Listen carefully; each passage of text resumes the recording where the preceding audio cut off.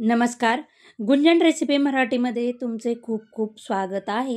आज आपण आवळ्याचा मोरावळा तयार करणार आहोत. त्यासाठी इथं अर्धा किलो आवळे घेतलेले आहेत. भरपूर प्रमाणात बाजारात आवळे यायला सुरुवात झालेली आहे. आता हे आवळे आपण 2 ते 3 पाण्याने स्वच्छ धुवून घेऊया.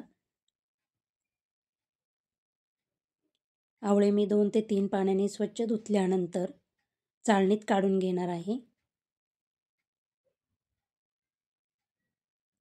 आवळ्याला जर डाग लागला असेल किंवा आवळा खराब असेल तर आपण तो सुरीने कट करून घेणार आहोत.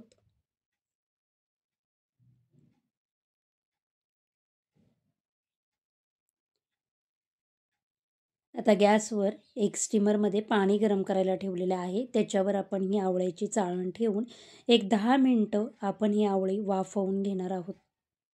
10 मिनटानंतर तुम्ही पाहू शकता आवळ्यांचा कलर बदललेला आहे. आवळ्यांच्या पाकळ्या चिरा पडलेल्या आहेत. आता गॅसची फ्लेम बंद करूया आणि एक 15 मिनटं ही आवळी मी पूर्णपणे थंड करून घेणार आहे. आवळे आपले थंड झाले की आवळ्यांमध्ये असलेल्या बिया आपण काढून टाकणार आहोत आणि आवळ्याच्या पाकळ्या आपण मोकळ्या करणार आहोत.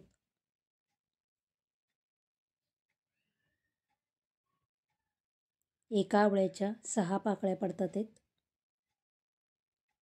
आपण सर्व आवळ्याच्या अशाच बिया काढून त्याच्या पाकळ्या मोकळ्या करून घेणार आहोत.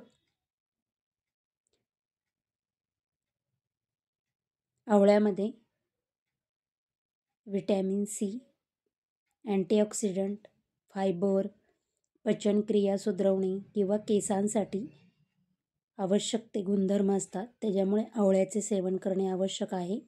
आता आपण अर्धा किलो आवळे घेतलेले होते, पण आपल्याला साखरेचं प्रमाण लक्षात येत नसेल तर आपण काय करायचं, आवळ्याच्या पाकळ्या मोकळ्या केल्यानंतर आपण हे वाटीने मोजून घेणार आहोत. इथं 2 वाटी आवळ्यांच्या पाकळ्या भरलेल्या आहेत, तर आपण इथे 2 वाटीत साखर घेणार आहोत.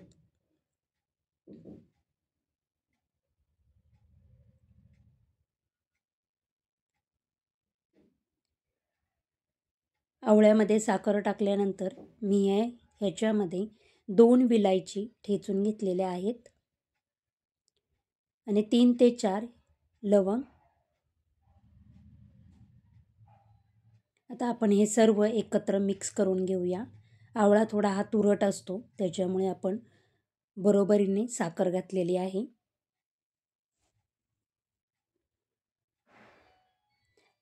आवळा व्यवस्थित असा साखरेमध्ये मिक्स झाला की आपण गॅसवर ठेवून गॅसची फ्लेम लो ठेवायची आणि एक 5 मिनटं हा आवळा मी साखरेत मिक्स केल्यानंतर झाकण ठेवून एक 5 मिनटं मी याला वाफ देणार आहे, जेणेकरून आपली साखर मेल्ट होईल. 5 मिनटानंतर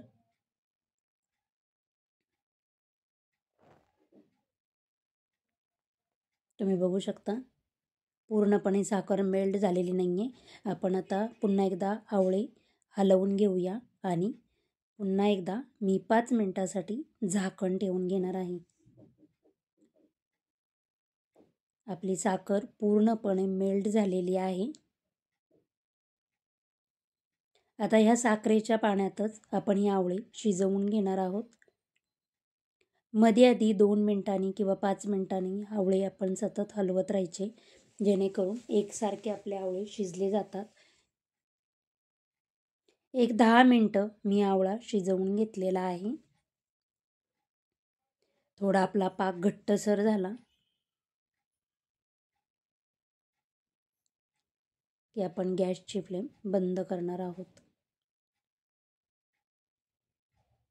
तुम्हाला जर माझे व्हिडिओ आवडत असतील तर प्लीज लाईक, शेअर, सबस्क्राईब करा.